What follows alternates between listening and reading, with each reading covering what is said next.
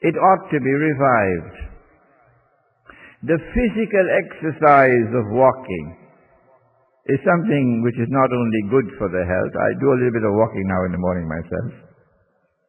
It's not only good for the health, but according to the sunnah of the Prophet ﷺ, walking to the masjid and walking back brings barakah, blessing. I don't know whether you get blessing, you drive with a Toyota Camry to the masjid.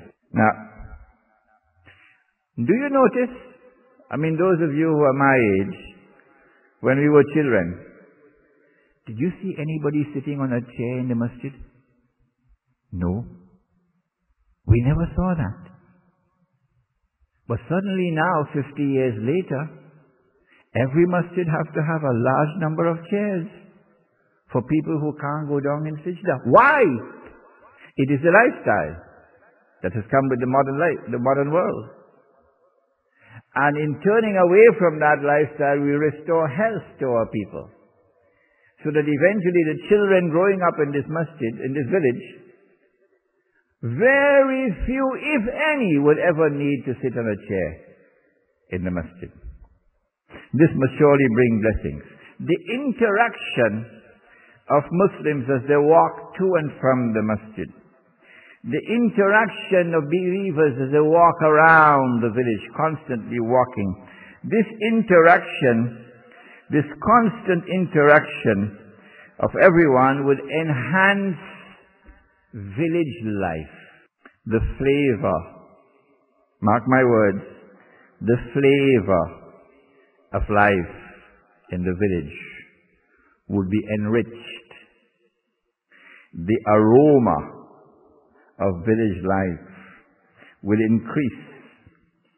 The splendor of village life would be something to be enjoyed, something far different from today where you don't even know who your neighbor is. You could spend a whole year living next door to your neighbor, you never talk to your neighbor yet. You don't know who your neighbor is. Do you know your name? In the village, there will be electricity. There will be excitement because of Allah's creation. Allah created us to live like this with constant interaction.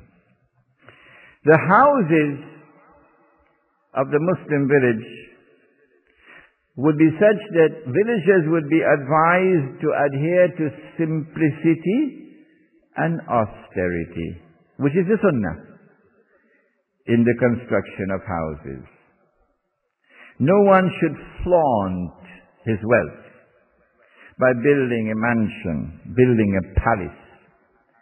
Villagers would be encouraged, would be assisted in the effort to build houses which would, as much as is possible, be in harmony with nature. And so you probably would not need air conditioning.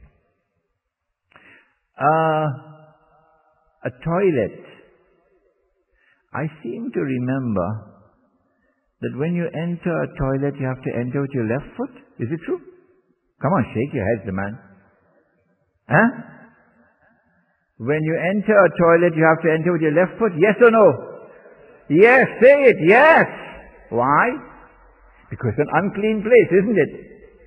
So angels will not enter the unclean place, would they? The shayateen will go there, the jinn will go there, but the angels will not go in the unclean place, huh? Well, what happens if you take the toilet from outside the house and bring it inside the house?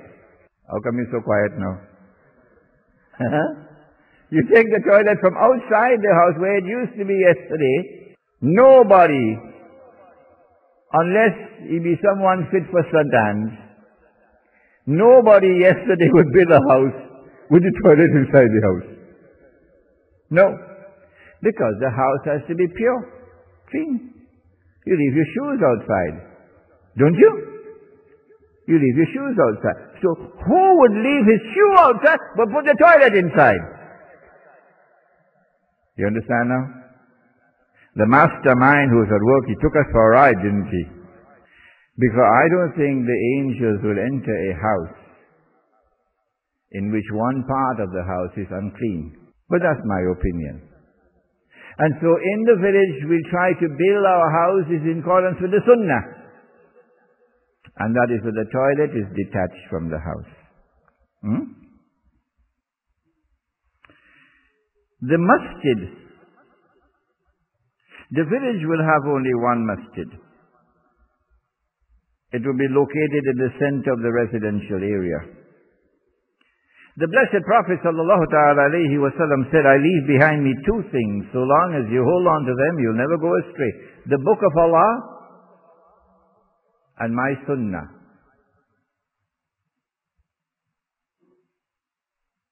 As a consequence, we would try as best as we can to ensure that the religious life in the masjid is firmly based on the Quran and the Sunnah.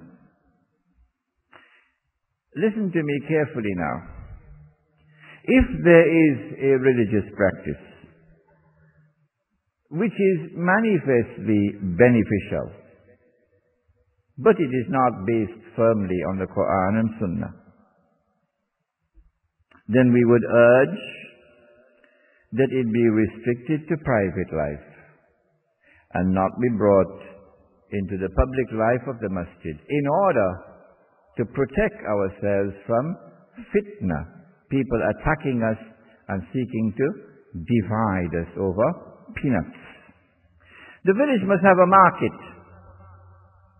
Now this is the most difficult part of all, the market. The village would have its own market. We build the market and the stalls are all free. Anyone can come to the market and buy and sell. Anyone can put his goods on sale in the market. People from outside of the village would be encouraged to come to the market and to buy their goods from the market. All the produce which is sold in the market would be organic. Organic farming, organic dairy products and so on. So it is the purest possible food. We'll come back to that in a short while, inshallah. Market prices will be carefully monitored in order to ensure that the market remains a free and a fair market. You'll be surprised to know some of the most advanced scholars in the field at the State University of New York in Binghamton have come to the conclusion that the last free and fair market that the world ever had was the market of the Ottoman Islamic Empire before they destroyed the Caliphate. But when we hold a lecture on riba, inshallah, this subject would be explained. Eventually, the village would restore sunnah money to the market. But I don't want to confuse you today, so we're not going to take up that subject. But that subject will be explained, inshallah, next month when we have the lecture on Islam and the international monetary system. Cemetery. Isn't it sunnah to go to the cemetery, to remember those who have died, to make dua for them? It is sunnah. The modern godless world builds its cities in such a way that the cemetery is located far away.